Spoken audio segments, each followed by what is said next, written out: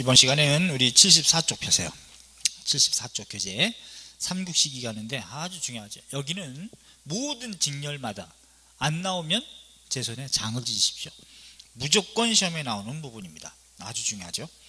그래서 삼국시기에는 예컨대 중앙집권 국가인데, 중앙집권 국가라고 하는 것은 뭐냐? 권력을 중앙으로 집중시킨 국가라는 뜻이죠. 74쪽에 정리했으니까 성격 나옵니다. 일단 왕권이 강화됐다. 왕권이 강화됐다는 것은 선출의 개념에서 세습제로 가더라, 이런 의미인데, 물론 세습제도 학설상으로는 형제세습에서 부자세습이 확립되는 것이 중앙집권 국가의 특징이고, 족장 세력들은 이제 독자성은 약해지고 통합이 되겠죠. 그 다음에 왕권이 강하기 위해서는 항상 필요한 것이 솔저가 필요합니다. 그래서 상비군, 항상 준비하는 애들이, 군인들이 있는데, 정복활동, 물론 정복활동의 시작은 청동기 시기, 이때는 정복전쟁이 활성화돼서 땅 따먹게 하는 거죠. 영토확장, 영역국가화 하더라. 왜 뺐느냐? 노동요건 인정을 뺐고 또 생산물도 확보하기 위한 목적이 있는 거고, 관제가 체계적으로 정비된다는 거죠. 관리, 관등, 관직이 설정된다는 얘기인데, 자, 관등 동그라미 해봐요. 관등은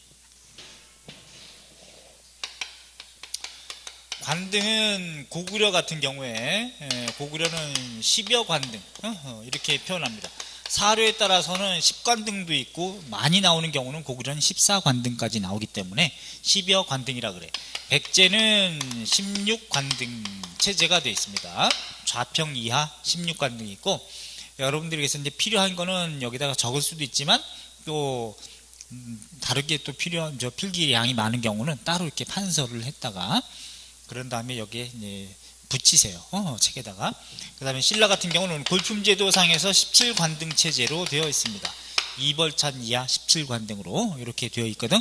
그러니까 지금의 1, 2, 3, 4 이렇게 쓰지 않고, 물론 1이라는 개념, 2라는 개념이 다 있지만 1관등을 이벌찬이라고 불렀어요. 신라 같은 경우에. 그 다음에 고구려 같은 경우는 대대로, 그리고 백제 같은 경우는 좌평 이렇게 불렀거든. 요 관등체제가 있었고, 그 다음에 율령체제. 율령을 반포하더라. 율이라고 하는 것은 율령격식이라고 하는 헌법, 법률, 명령, 조례, 규칙, 이런 법의 순서를 얘기하는데, 특히 종류상으로 율은 형법이에요. 형률이고, 그 다음에 령이라는 건 행정명령을 령이라고 하지. 대통령 명령, 또 국무총리령, 뭐 각부 지방자치단체장의 령, 이런 것처럼 행정명령을 얘기하는 겁니다. 율은 형률이고요. 그래서 율령을 반포한 거, 3번 4번 묶으세요. 율령을 반포한 사람이 각각, 고구려는 4세기 소수리망 때 체제 정비가 됐을 때, 그 다음에 3세기 백제 고이왕 때 율령 반포합니다. 범장지법이라 그래서 율령 반포. 신라는 법자 들어가는 거 편하죠. 법흥왕 때, 물론 그런 뜻은 아니지만 불법을 흥성시켜서 불교를 공인했다, 이런 의미지만 법자가 들어가니까 일단 율령 와닿을 수 있을 거예요. 자, 그 다음에 고구려 또 불교지형.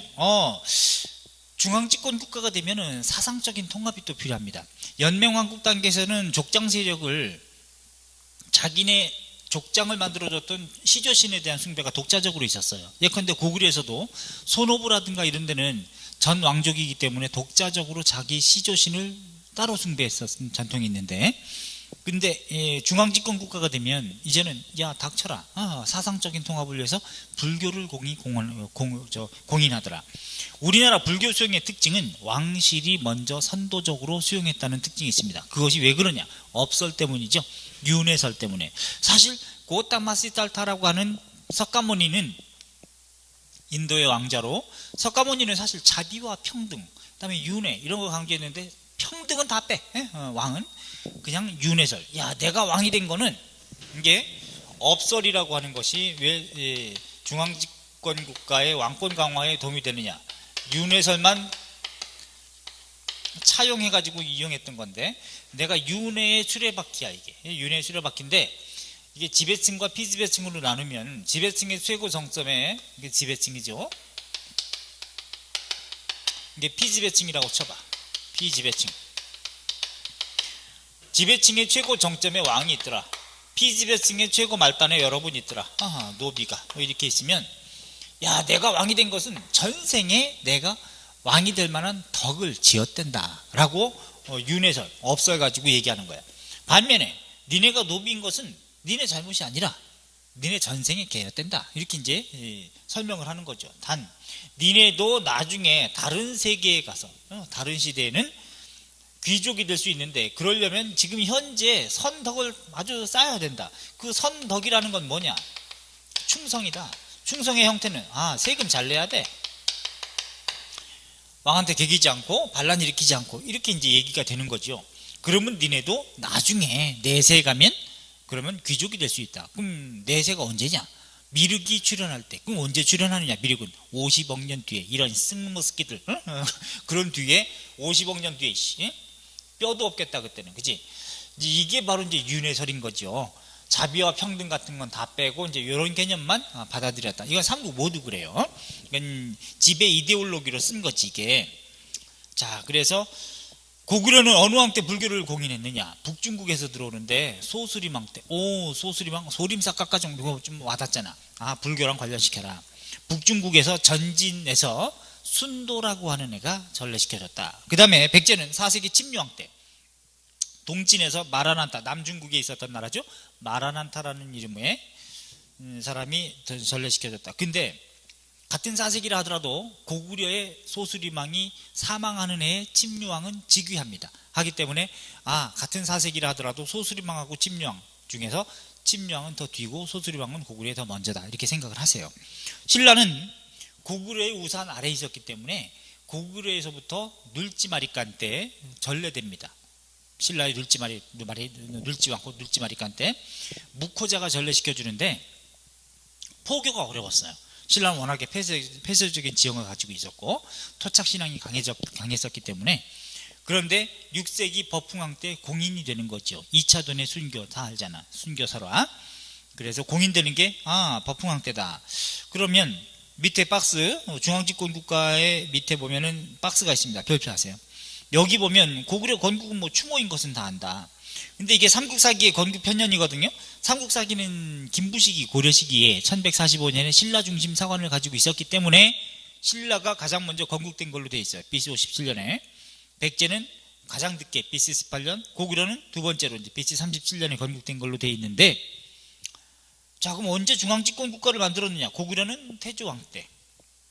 그 다음에 백제는 고이왕 때 3세기, 신라는 4세기 뇌물마리간 무렵 이렇게 갑니다. 좀 이따 도표할게요. 그 다음에 여기서 보면 율령반포와 불교시용, 거기 보면 소수리망은 고구려에 율령반포랑 불교시용을 다 했죠. 박스 하나 하십시오. 묶어서 다. 그러면 여기에 가라고 놓고 백제는 율령반포 그대로 놔둔다면 3세기 고이왕 되죠. 그러니까 요거 박스 두 번째 나라고 친다면, 침류왕 요거는 불교공인이잖아. 함으로 요걸 다라고 하고, 그 다음에 신라도 법흥왕은 율령반포랑 불교시용을 다 했죠. 요걸 라라고 한다면, 그러면 불교시용과 율령반포는 그대로 보여주되 가나다라 박스를 고구려 백제 신라 해놓고 각각 여기에 들어갈 왕에 대한 업적으로 적절한 거 이렇게 물어보면 굉장히 난이도가 있는 문제가 되는 거예요. 그러니까 그거를 이런 식으로 문제 내는구나 이렇게 알아두세요. 그 다음에 가야는 뭐 간단하게 보면 되는데, 금관가야 곧 김해를 기반으로 하기 때문에 김해의 본가야라고도 부르고 김해가야라고도 부릅니다. 반면에 초기에 곧 가야 연맹체를 이끌었지만 가야는 병안한 12개 나라가 육가야가 되죠. 그 육가야 중에서 전기 가야 연맹체의 맹주, 그 짱이 됐던 거는 금관가야고, 곧 본가야라고도 부릅니다. 그 다음에 4세기 말 5세기 초, 곧 광개토 대왕의 신라의 원군, 군대 원조 및 낙동강요까지 내려가면서 가야 세력의 변동이 생겨. 그게 정확하게 언제냐? 400년의 일입니다. 영락 10년. 그 영락이라는 연호는 광개토 대왕이 우리나라 역사상 최초로 쓴 연호인데, 그때 400년부터 가야 세력의 변동이 있게 돼요. 그래서 4세기 말 5세기 초에 가장 먼저 대외관계상으로 연표상에서 순서를 잡아서 물어볼 때는 가야 세력의 변동, 이걸 제일 먼저 잡으셔야 돼. 그래서 대가야 쪽으로, 대가야는 고령지역이기 때문에 좀 산악지대여서 좀 더 방어에 유리한 측면이 있어요. 이쪽으로 옮겨갑니다.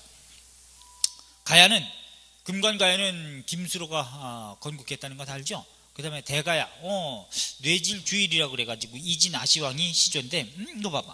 이 가야설화를 보면, 건국설화를 보면은 금관가야는 뇌질청해가, 또 대가야는 뇌질주일이라고 하는 사람이 2층으로 이렇게 있는데 형제 설화를 보여주고 있죠.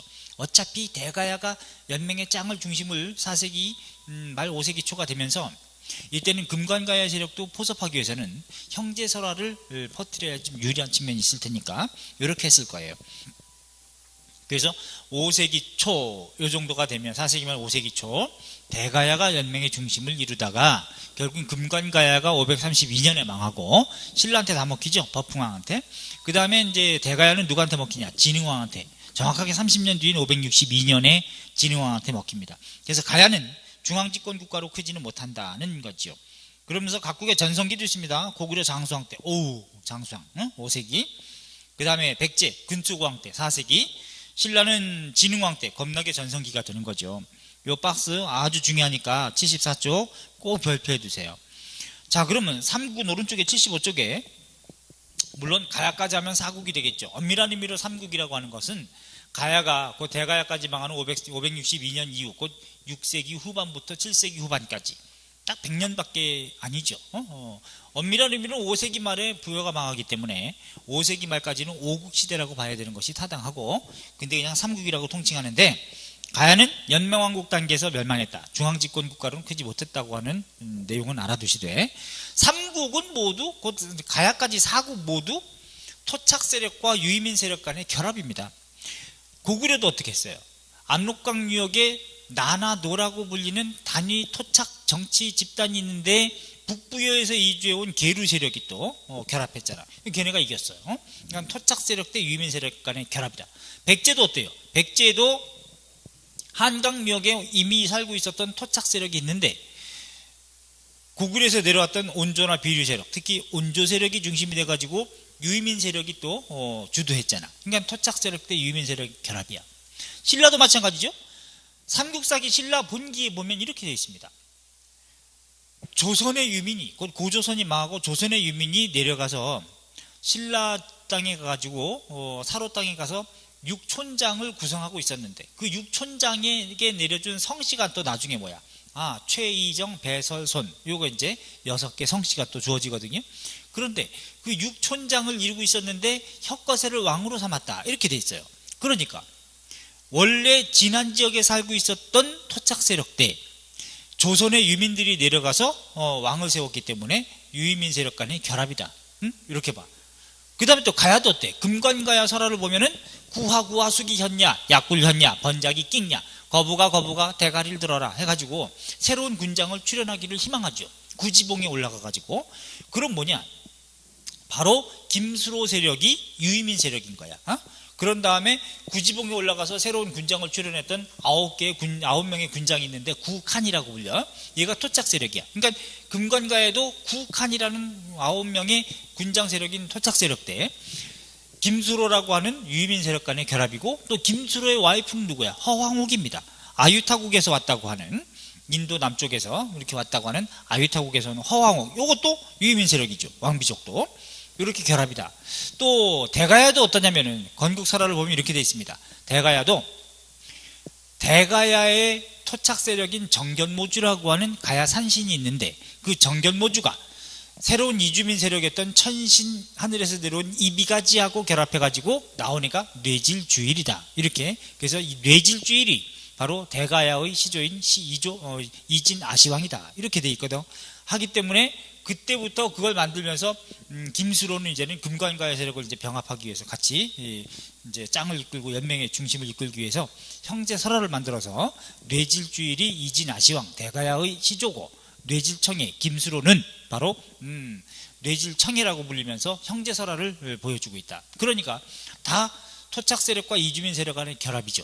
그러니까 우리는 처음부터 혈통이 단일민족이다, 이건 개뻥이에요. 처음부터 다 결합이야. 결합이고, 그리고 공통점이 또 이주민 세력이 항상 우세했다라는 걸 정치적으로 이렇게 보시면 되겠지. 공통점이 고구려도 그랬고 백제도 그렇고 또 신라도 그렇고 가야도 그렇고 모두 이주민, 유의민 세력이 정치적인 권력을 장악했구나.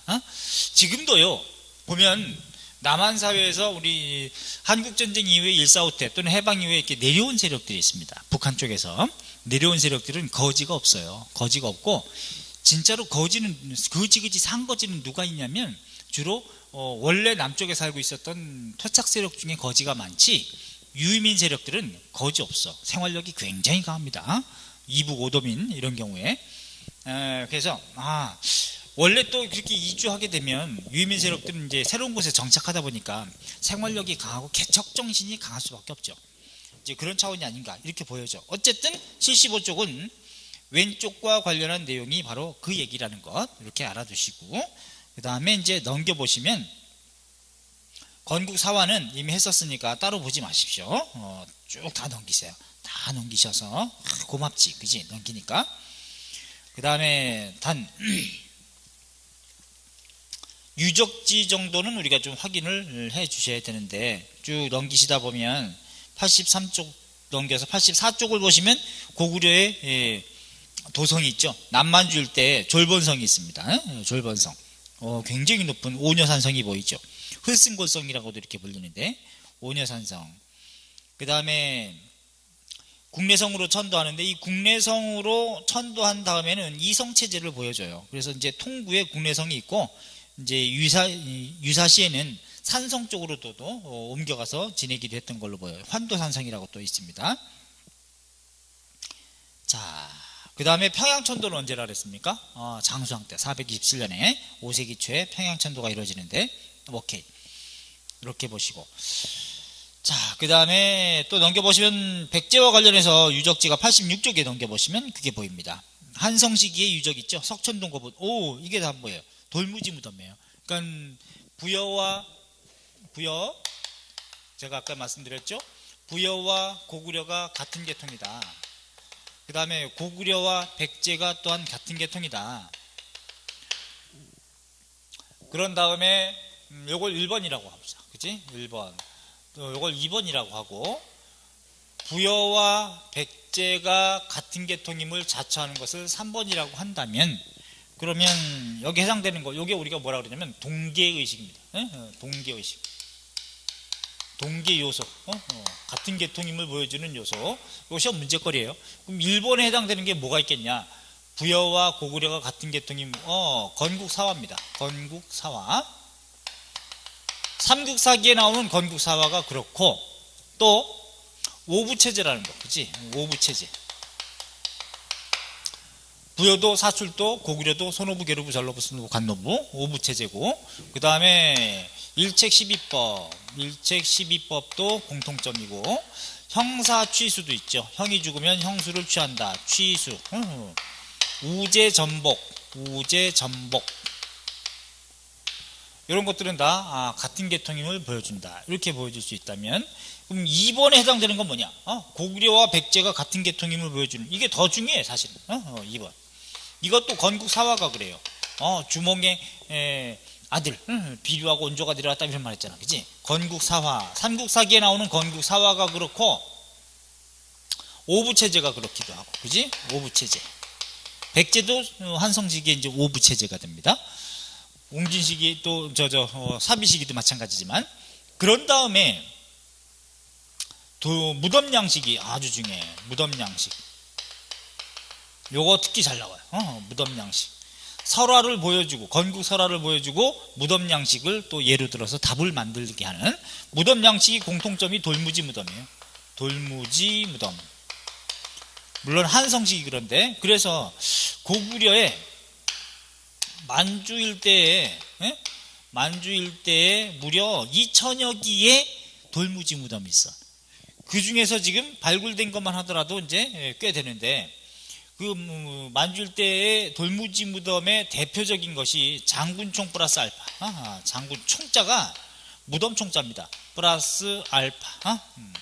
여기에 백제의 한성시기에 석천동 고분. 지금 여러분 우리 교재 86쪽에 보이는 석천동 고분 있죠?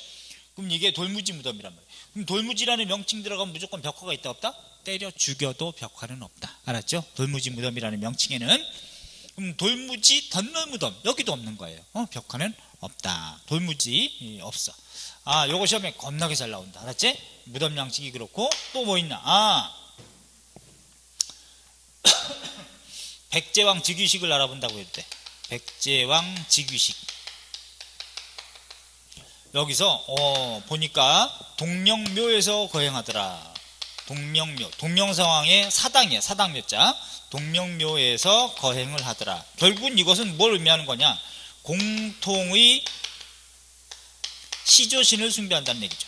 시조신 숭배. 요것도 오케이. 그 다음에 계로왕이 북위에 보낸 외교문서, 국서라고 하는 거 있지, 그치? 계로왕의 국서,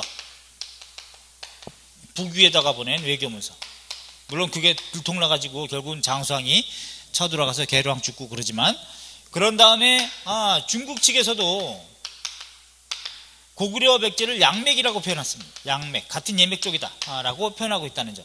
이것이 바로 고구려와 백제가 같은 계통임을 보여주는 근거인데, 특히 이거 무덤 양식이 돌무지 무덤 중요합니다. 특히 이 동령묘에서 거행했다는 건 고구려까지 가서 한 게 아니라 동명상황에 사당을 세워놓고 거기서 즉위식을 거행했어요. 삼국사기 보면. 그 다음에 세 번째, 요것도 이제 의미가 있다, 그지? 부여와 백제가 같은 계통임을 보여주는 근거. 이것도 건국사화예요. 건국사화가 그렇고, 또 사비시기에 국호가 남부여라고 칭하더라는 거. 남부여. 북부에서 내려온 세력이다, 이런 뜻이죠. 그 다음에 부여의 왕족의 성씨가 부여씨예요. 부여씨. 이런 점에서 같은 요소를 보여주고 있다는 점. 부여씨. 이게 왕씨성입니다. 왕족의 성씨예요. 그러니까 부여는 또 복성체제야. 두 개의 글자로 성을 썼어요. 근데 나중에 이제 단성체제가 되는 거죠. 이렇게 해서 특히 요거 이제 시험에 잘 나오는 그런 요소다. 자, 그런 다음에 석촌동급은 그래서 의미가 있고요. 그 다음에 풍납토성도 있고, 이건 토성의 형태죠. 그 다음에 몽촌토성. 이런 게, 같은 계통이다. 오케이. 그런 다음에 또 넘겨보면 89쪽에 뭐 있어요? 신라와 관련된 유적이 나오죠. 경주 나정도 나오고, 또, 오릉에 대한, 고분도 나오고, 한번 살짝 보세요. 그 다음에, 탈해와 관련해가지고, 석탈해, 유허비도 있고, 탈해 왕릉으로 보이는, 전해지는 전 탈해왕릉 91쪽에, 그 다음에 김할지. 이 김할지는 왕이 된 사람은 아니죠. 단 김씨로서 이제 왕이 최초로 된 사람은 미추 이사금이라 그래가지고 13대 왕 때 최초로 김씨가 왕이 됩니다. 미스김 이렇게 때려, 그렇지? 편하게 몇 대 이런 거 필요 없어. 미스김. 이사금 단계에서 박석김 세성씨가 돌아가면서 왕이 되거든요. 자, 어쨌건 신라의 도성 명활산성 하면 명활산성 B가 또 발견됐는데, 이거는 이 명활산성 자체가 신라 경주 역사 유적지구 세계 문화유산입니다. 알아두셔야 돼. 명활산성 B는 공력비. 이 명활산성을 쌓았을 때 이게 몇 킬로 둘레가 되기 때문에 그 둘레를 쌓을 때 촌주에 의해서 촌랑민들을 동원해 가지고 한 10여 미터 정도씩, 한 15미터 정도씩 이렇게 성벽을 쌓는 담당 공사 구획이 나눠져 있어요. 특정 촌에서 촌주 관할하에 이만큼을 쌓는다. 그 쌓을 때마다 거기에 비를 세웁니다. 공사 내역을 기록하고, 또 3년 안에 무너지면 우리가 책임지고 다시 쌓는다. 처벌받는다. 이제 공사 부실을 막기 위해서 이런 것까지 다 기록해 놓거든요. 공력비라고 그러지, 이걸. 그지? 그러니까 사실은 명활산성 비를 구역마다 다 세웠다면 몇십 개의 명활산성 비가 있겠죠. 근데 지금 발견된 게 딱 명활산성비 딱 하나 있으니까 그 근처에서 또 땅 파고 막 그러면 돌아다니면 명활산성비가 여러 개가 나올 수 있는 겁니다. 자, 명활산성비 이렇게 명활산성비 요거는 어느 왕 때 또 비석이냐면 진흥왕 때 축성됐음을 또 뭐 보수됐을 수도 있고 알 수 있어요. 자, 그 다음에 93쪽은 이제 가야와 관련된 사화가 나오죠. 가야설화. 이거 한번 보죠. 김유신, 여러분 잘 아는 김유신 같은 경우도 결국은 금관가야 왕족의 후손이지 않습니까? 자, 아버지는 김서연이고 김유신의 할아버지 김무력이라는 사람은 통일전쟁에서 아주 혁혁한 공을 세우기도 하고 한 사람이니까. 자, 진흥왕 때 활약한 사람. 자, 넘겨보세요. 쭉 다 넘기고, 그 다음에 96쪽, 요건 좀 별표하십시오. 96쪽에, 삼국유사의 가락국기, 뭐, 이건 모르셔도 되는데, 김해 대성동 고분, 요거는 김해니까 금관가야죠. 그래서 96쪽과 관련된 문화재는 모두 금관가야 유물이라는 걸 반드시 알아야 됩니다. 명심하세요. 그래서, 김해 대성동 고분, 또, 구지봉, 이건 뭐, 지성묘, 그 다음에 김해 대성동 고분 13호에서 발견된 방패 모양의 꾸미개 있죠. 바람개비 모양으로. 아, 김해 쪽은 바닷가니까 바람이 많겠다. 뭐 이런 생각을 하세요. 바람개비, 차륜형은 자동차 할 때 차자예요. 자동차 바퀴, 휠 모양으로 생긴 토기. 아, 금관가야 유물이구나. 그 다음에 김해 대성동에서 발견된 사신무늬 거울. 자, 제가 출제위원이면 요거 내겠습니다. 뭐 내냐? 청동 거울을 3개 내겠어요. 3개. 띵용, 띵용, 띵용. 이렇게 딱 3개를 내겠습니다. 제가 경찰 간부직이나 이런 데서는 요것도 다 시험에 내기도 했는데, 첫째, 요걸 가, 요걸 다, 요걸 다, 이런 식으로 시험에 내면, 가 같은 경우에, 뭐, 거친 무늬 거울이거나, 거친 무늬 거울, 혹은 잔무늬 거울 이런 거 낼 수도 있겠고, 혹은 뭐 잔무늬 거울. 나는 무령왕릉에서 출토된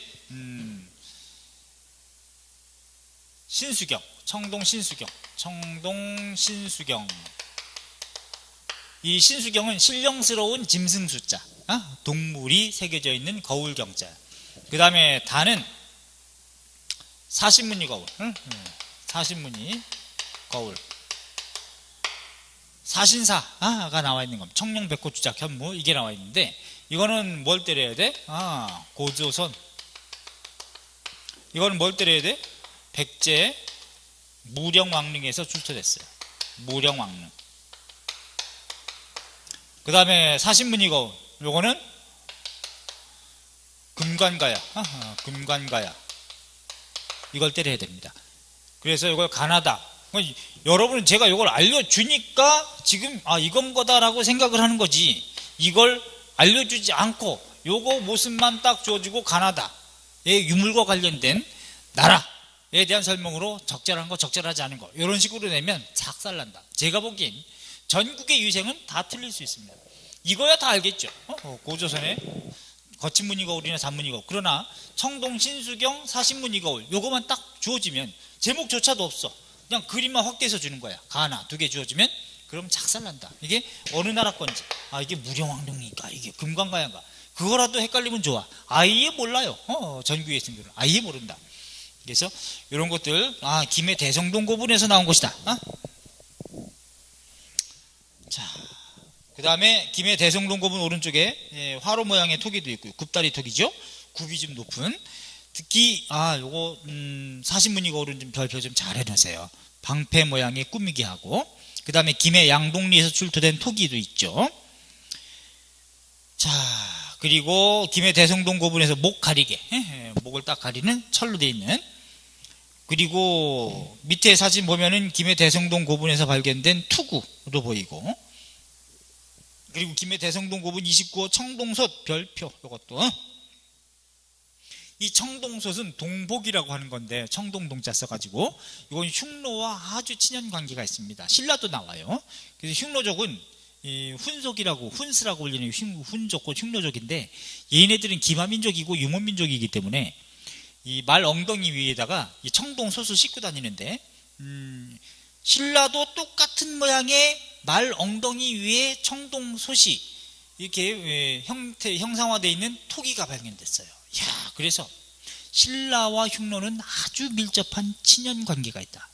그래서 문무왕비에도 바로 흉노의 태자가 바로 김알세인데, 그 김알세가 김알씨입니다.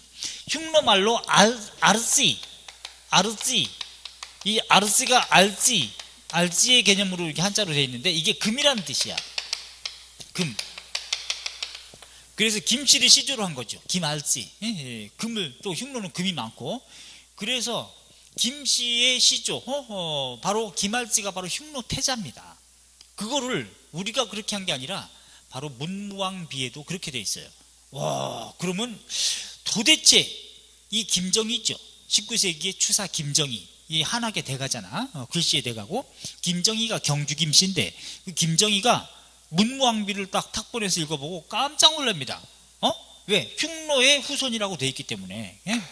그래서 우리가 오랑캐 후손인 거야? 이런 생각을 이제 쇼킹하게 하게 되는데, 자기네가 그렇게 자처하는데 뭐 그래서 물론 흉노가 나쁜 놈이라는 게 아니라 그런 민족적 유사성, 친연관계가, 연관관계가 있다는 거죠.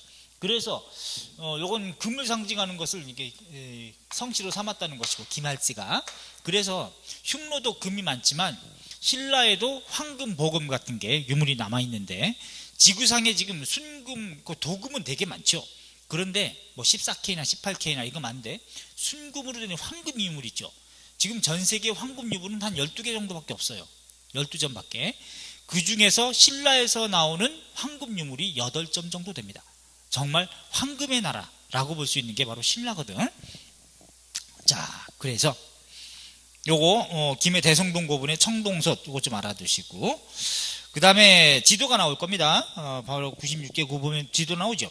가야는 다 필요 없고 금관가야에서 고령의 대가야 요 2개만 알면 돼. 다른 가야는 필요 없고, 그럼 금관가야에서 고령의 대가야 쪽으로 서북쪽으로 쭉 화살표를 올리세요.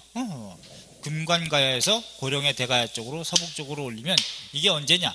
바로 4세기 말에서 5세기 초에 해당되는 상황이다. 정확하게는 400년 무렵 정도부터 벌어지는 일이다. 그래서 전기가야 연맹체의 맹주 짱은 누구? 금관가야, 김해가야, 곧 본가야. 반면에 후기 연맹짱을 이루는 것은 4세기 말 5세기 초, 완전 뭐 400년이니까 5세기 초가 되겠죠. 이때 대가야로 옮겨간다. 고령 지역의 대가야로. 뭐 때문에 그러냐? 이렇게 옮겨가는 이유는 고구려의 남진, 곧 압박 때문에 옮겨간다. 이렇게 아셔야 돼요. 이때 광개토 태왕 때거든. 장수왕 때는 더한 것이고, 5세기 초에.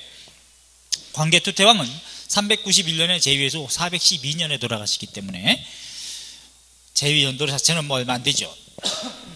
자, 그러면 이제 또 오른쪽에 97쪽도 알아두세요. 대가야의 시조라고 알려져 있는 이진 아시왕의 건국사화, 형제설화를 보여준다는 거. 1번, 2번, 특히 1번 정도 알아두시기 바랍니다. 아시죠? 동그라미 1번 꼭 읽어보세요. 아까 제가 설명드렸으니까. 오케이. 그럼 다음에 98쪽 넘겨보시면 뭐가 나와요? 대가야 유물이 나옵니다. 특히 대가야 지역에서 출토되는 유물 있죠. 이거 우리가 역사지리 이렇게 부르는데, 고령 양전동 암각화, 이거 우리 선사시기 할 때 배웠었죠. 동시모무늬 같은 게, 방패문양 이런 게 있다. 또 지산동 고분, 거기에 들어봐.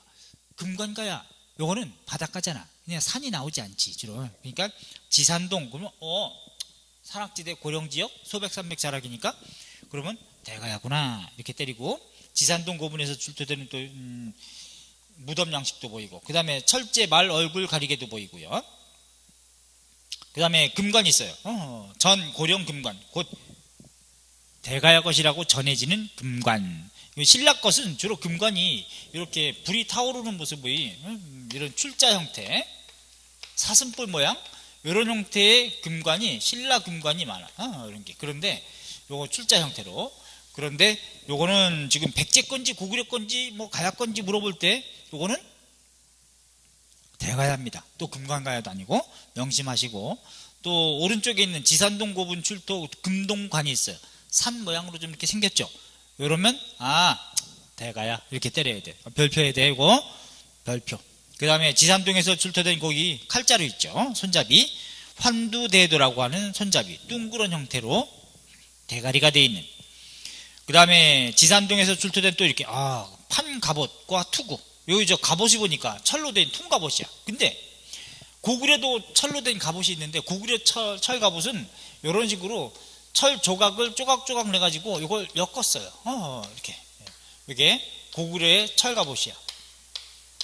다닐 때 어떻게 했어? 주렁주렁주렁 누르겠죠, 그죠? 철철철철 그리고 철. 근데 오히려 기능상으로는 이게 훨씬 낫습니다. 우리가 실험을 해봤거든요. 가야의 통갑옷 똑같이 만들어가지고 화살을 쐈는데 펑 뚫려. 가야 통갑옷은 이렇게 뻥 이렇게 뚫려. 아이고, 이게 사람 얼굴이고 뻥 뚫리는데 팔 이렇게 뚫려요. 뻥. 근데 고구려 철갑옷 이렇게 조각조각 해가지고 한 덧댄 요 철갑옷은 화살을 쐈더니 튕겨나갑니다. 그래서 전시에는 요게 훨씬 더 유리한 내용이다. 또 요거는 넘어지면 또 작살나겠지, 그지? 움직이기가 좀 좋지 않고, 요거는 마디마디로 이렇게 연결했기 때문에 철철거리긴 해도 좀 더 기능적으로는 훨씬 좋다, 고구려가. 자, 그리고 굽다리 토기도 보입니다. 지산동 고분에 말탄 무사 모양의 뿔잔도 보이고, 또 지산동 고분에 단갑도 보이고, 또 덩이쇠 있죠? 요것도 시험에 잘 나와. 맨 아래 덩이쇠, 고령 지산동 고분의 덩이쇠. 연안에서 출발했던 나라들이니까, 자, 덩이쇠. 그러니까 완성된 것이 아니라 이런 철 덩어리를 사가져가서 낭랑이나 외에서 사가져가가지고 화폐처럼 쓰였다. 그래서 전기가야연맹체 짱 금관가야 망한 것은 532년 버풍왕한테, 그 다음에 쭉 위로 올리시라 그랬어. 대가야 쪽으로. 요거는 후기 가야 연맹체를 이끌었지만 4세기 말 5세기 초에, 그러면서 이것도 30년 뒤인 562년에 진흥왕한테 먹힌다. 이렇게 알아두셨습니다. 자, 그렇다면 이제 본격적으로 삼국시기 여러 왕들, 제가요 삼국시기의 여러 왕들을 여기다가 다 적어놨어요. 고구려 1대부터 마지막 때, 백제도 1대부터 마지막, 신라도 1대부터 태종무열왕 문무왕까지, 통일전까지 통일신라까지 바로 되는 시점까지 다 적어놨는데, 이걸 다 하라는 게 아니고, 이거는 여러분들이 삼국사기를 그대로 읽어보신다고 보시면 돼. 그래서 삼국사기는 여기 보세요. 보면 어떻게 되어 있습니까? 각각 왕별로 이렇게 본기에 들어가 있는데, 고구려 본기에 동명성왕, 여기에 연도별로 이렇게 정리가 되어 있죠. 그러니까 삼국사기는 기전체이긴 하지만, 인물 중심으로 챕터가 나눠져 있긴 하지만, 그 삼국의 고구려 본기, 백제 본기, 신라 본기 편은 각각 편년체식으로 서술되어 있어요. 왕 1년, 왕 2년, 왕 3년 이런 식으로 연대순으로 서술되어 있단 말이야. 자, 이걸 조심해서 이렇게 보시되, 그래서 그것도 어려울 거야. 전국의 유생들은 삼국사기 기전체 누구나 다 한다. 그러나 삼국사기의 본기는 편년체식으로 서술되어 있다 그러면, 에이, 삼국사기나 편년체 처음 들어본다 해가지고 틀리다고 생각할 가능성이 있는데, 그럼 본인이 틀린 겁니다. 곧 무식의 소치죠. 그런 경우는. 해서 99쪽 여러 왕들을 다 적어놨긴 했지만 다 할 건 아니고요. 제가 필요한 사람들만 체크해 드릴게요. 그것만 보세요. 아셨죠? 그거는. 그리고 나서 이건 여러분들이 장서용으로 좀 가지고 있으되, 나중에 궁금할 때, 궁금한 사람이 있을 때, 그럴 경우는 한번 읽어보시라는 차원입니다. 어차피 할 거. 시험과 관련해서 제가 체크해 드리는 것만 하시면 돼요. 아셨죠? 자, 우리 잠깐 하셨다 그러면 본격적으로 중앙집권국가 성립기, 또 발전기고 전성기 공통점, 그 다음에 그 시기 각각 대외관계까지 한목에 쫙 구조화 시켜줄 테니까, 이건 필기가 좀 필요하니까 여러분도 따로 가로로 되어 있는 어떤 백지, 이런 것 연습장 같은 것 준비하셔서 그걸 좀 따로 좀 정리하세요. 입체적으로 제가 쫙 한목에 인과관계를 통해서 어떻게 정리하는지 해드릴 테니까. 그리고 나서 거기에 제가 써드린 그런 왕들은 반드시 이 책을 통해서 해당되는 부분을 알아놓고 체크해 두셔야 돼. 오케이? 잠깐 쉬었다 갑니다.